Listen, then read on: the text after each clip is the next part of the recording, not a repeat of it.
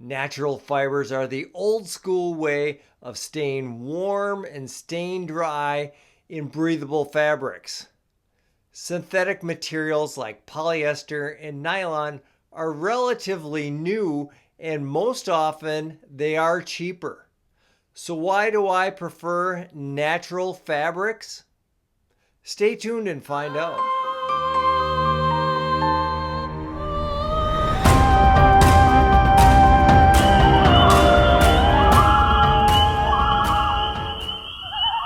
Let's squash the rumor that all natural fibers like wool are itchy and scratchy and uncomfortable.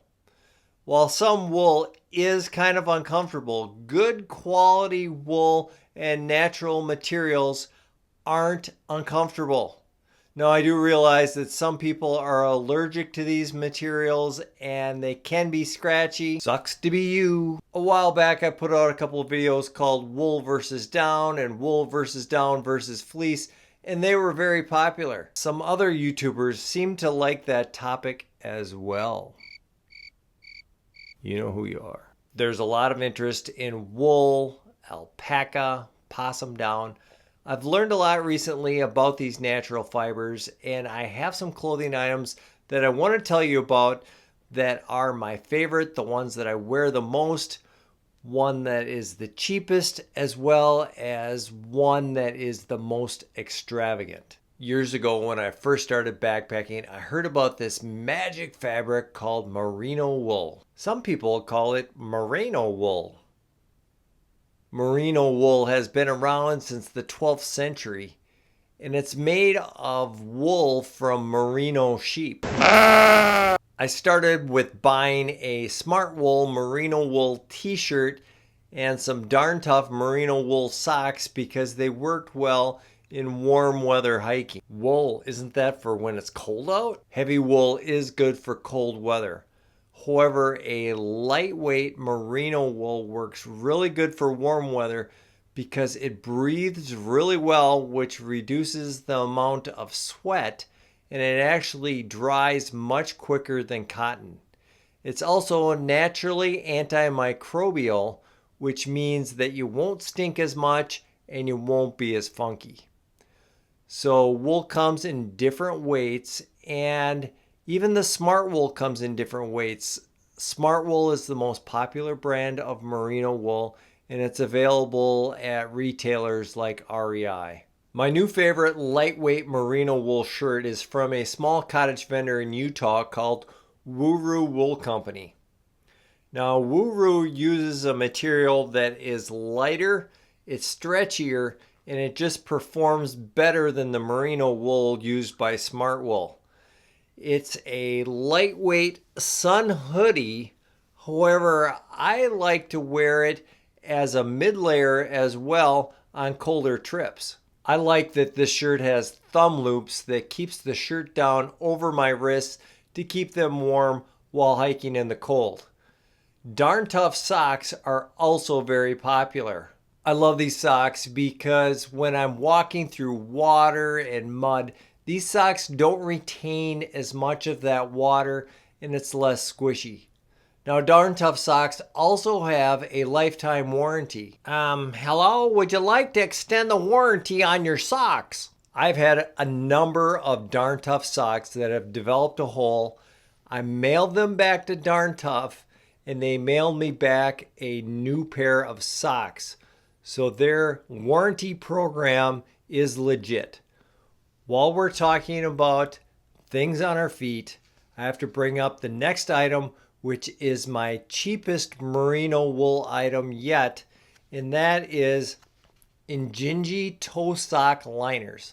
I know toe socks sound weird, but if you get blisters on your feet, if you wear these Injinji toe socks underneath some Darn Toughs, you're going to get less blisters.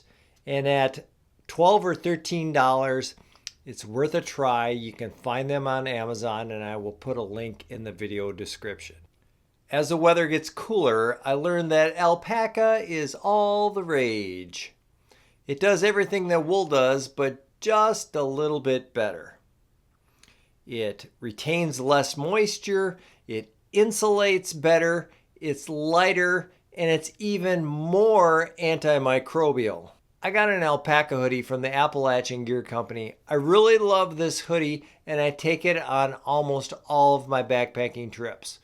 One of the reasons why I like this alpaca hoodie is I have hiked in some super wet, cold conditions where my raincoat eventually wets out.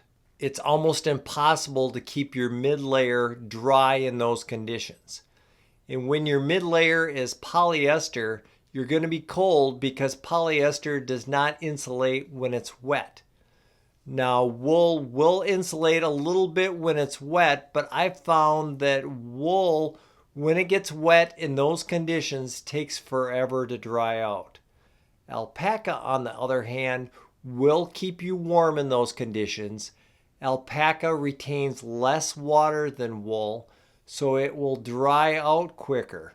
In fact, I like alpaca so much that I went and I bought this alpaca buff from Appalachian Gear Company, and I really love this buff. It's better than merino wool and other types of buffs because it really keeps me warm. It stays dry, it doesn't get funky, and in fact, I even wear this buff when it's super cold out. It's obviously very important for you to stay warm and dry when it's super cold out, not only for your comfort, but for your safety. There are many different ways that you can get wet when it's super cold out, whether that be from freezing rain, snow, melting snow. But the most common way that people get wet when it's super cold out is from sweating. You're wearing all of this insulation. You're usually having more physical exertion, not only for walking, but for processing wood and different things like that. The best way to keep warm when it's super cold out is to limit your physical exertion and to dress in layers and remove layers as needed. Now, all of those layers, you have your base layer, you probably have multiple mid layers, and you have a shell or outer layer. Now, these layers, the materials for these layers are not all created equally. My go-to base layer is the Marino Wool Thermo Mesh. I got this idea from one of my previous videos where one gentleman made a comment and there were hundreds of comments on his comment. I know it sounds weird that you're going to wear a mesh shirt when you're trying to stay warm in super cold temperatures. But what the mesh shirt does is it allows that heat and that moisture to escape your body and the base layer and go to the outer layers. That way your body and the base layer are going to stay dry and are going to stay warm. Now, I've heard stories that if this shirt does get wet, people have taken it off, laid it out, let it freeze hard, and because it's mesh, they could just crinkle it up and all of that ice would break off and the shirt was dry again. Now, Brynja is a company out of Norway. It's very popular in Europe. However, it is less known here in the United States. You can purchase it through their website, and if you aren't sold on wool yet, they do have a polyester version of the mesh shirt. I have the long sleeve mesh shirt, and the mesh long underwear are on the top of my shopping list. My mid layers are very dependent on the temperature outside and what activity I'm doing. Most often my first mid layer is a natural material, just because if that base layer does get the moisture going out towards the mid layers, if it's a natural fiber, it's going to dry out quicker. Now, if it's super cold out, those mid layers are purely insulation, whether that be down, wool, or even polyester. You may not agree with this, but what I like to wear as my outer layer or my shell when it's super cold out is wool.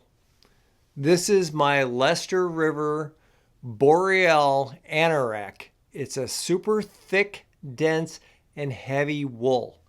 I'm only going to be wearing this shirt when it's below freezing, and if there is precipitation, it's most likely going to be snow and a very dry snow. I've never had a problem with precipitation while I'm wearing this shirt. Not only that, it's super thick so it blocks the wind, and with this thick wool, it's fire retardant, so I can sit around a campfire and not have to worry about a spark burning my clothes. Now this shirt has a huge kangaroo pocket in the front with multiple pockets on the inside of that, and there are just multiple different ways to tighten it up and to change it.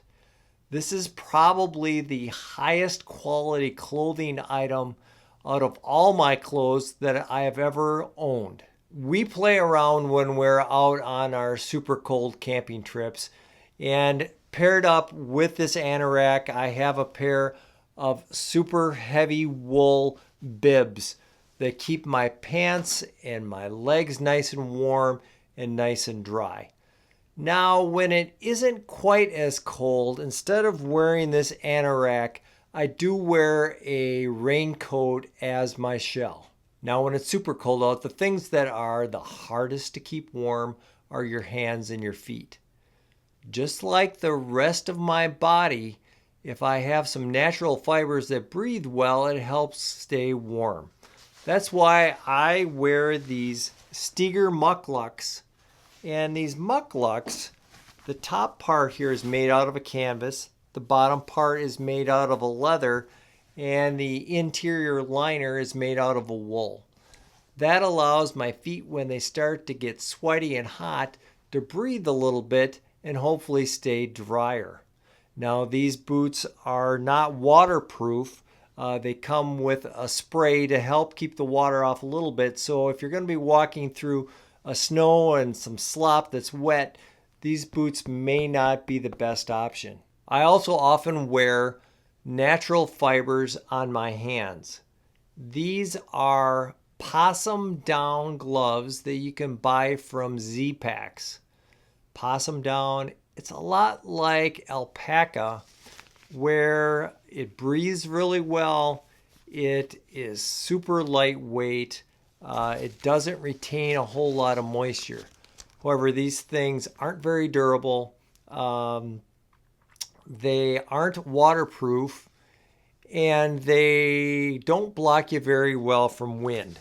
However, if those conditions arise, you layer it up with your rain gear. So I have these rain mitts from REI, and when I layer them over the top, they are super warm and they keep my hands dry. Natural materials are high performers that have been around a long time. However, a lot of these items that I've mentioned are quite expensive. This Appalachian Gear Company alpaca hoodie right here is $165. This anorak costs $335. This base layer from Brynja, $95. These Steger mucklucks, $230. You need to look at these sort of materials and these sort of items as long-term investments. This wool shirt right here is going to last 25, 30 years. If you can't still stomach the cost of these items, you may get lucky and go to a thrift shop or an army surplus store and find some good wool or some other materials. However, I caution you, if you go on Amazon and you see some items that's like, whoa, that's the same thing and it only costs a third as much. Well, it's too good to be true. If you buy that, it's not going to be what you're hoping for and not nearly the quality of some of these materials. What is my most extravagant clothing item made out of natural materials? Well, it's from a company called Arms of the Andes, and it is these super heavyweight alpaca joggers. They are made out of a super heavyweight alpaca wool blend that's woven a little bit tighter than my alpaca hoodie here. And they keep me super warm. And with that tighter knit, they block me from the wind and they're very comfortable. So why am I not wearing these on every cold camping trip? These things cost $250. Do you think I'm going to sit around a campfire wearing alpaca pants that cost $250? The answer to that is obviously no. I do love these pants, and I am going to be wearing them on day trips, and I wear them around a lot on things that aren't camping, and I really love these, but not for sitting around a campfire. I'm blessed to go hiking, camping, and go on adventures in some of the most beautiful but sensitive natural areas.